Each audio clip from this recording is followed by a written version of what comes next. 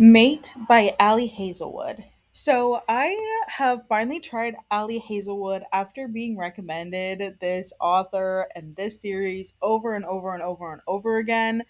So this is my first Ali Hazelwood book. Honestly, I'm not sure if I'm gonna try anything more from her because this was a 3-star read. After wrote my good reads review, I did look through the other ones that other people have written, and they said that this wasn't her favorite book from her. So I might try something else to see if that's the case.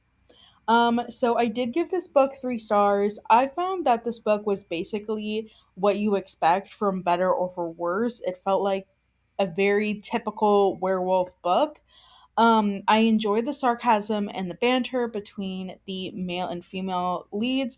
I love banter. I like if a book has banter, it's probably not going to get below 3 stars from me.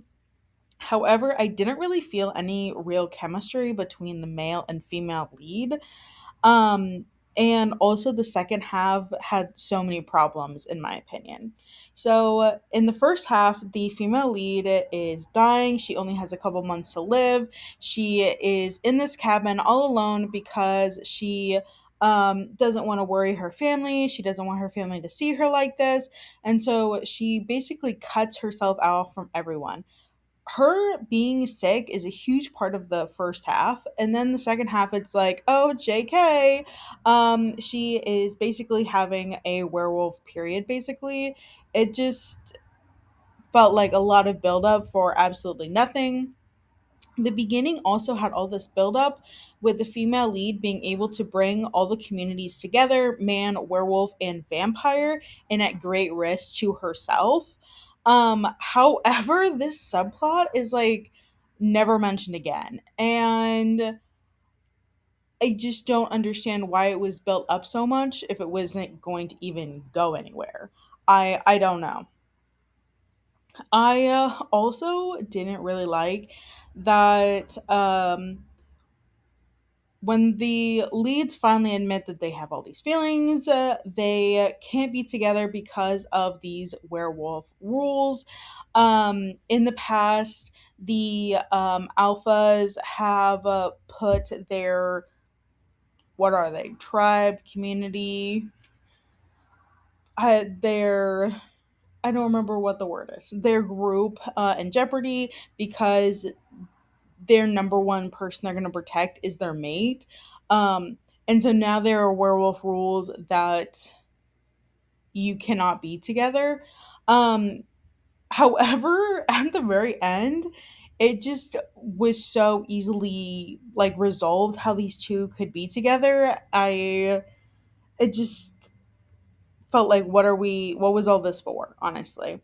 And when there was all this like we like each other but we can't be together, I just didn't feel the yearning. Like, I love romance books where you're cheering on for the main characters and you're like feeling everything that they're feeling like so deeply in your soul, and I just did not feel that for these characters. I love the sarcasm and the banter. That was literally my favorite part of this book, but that also disappeared in the second half. I don't know what happened in the second half, but it felt like everything that I actually liked in the story just ended up disappearing in the second half. Um, I also totally understand that this is a romance book, um, and there's some smut involved. However, some of the smut in this book was honestly kind of disgusting. I Not my thing. And when I was reading the Goodreads reviews, it seemed like that was kind of a common consensus. Um, Lastly, this was my biggest issue with this book. At the very end, when the female lead needs to be saved for the like 5,000th time, which was already annoying, there were some things that were very big issues that were left unaddressed. So, not to give everything away, but there's this moment where her aunt basically sets her up to be SA'd by these male cult members. Um, and thankfully, it doesn't end up happening, but that doesn't take away how traumatic that would be on somebody. And yet, the book never addresses it. I just feel like we need to stop putting in trauma of any kind, but in this case, SA, if we're not going to address it. If you want to have this like sunshine and grumpy vibes,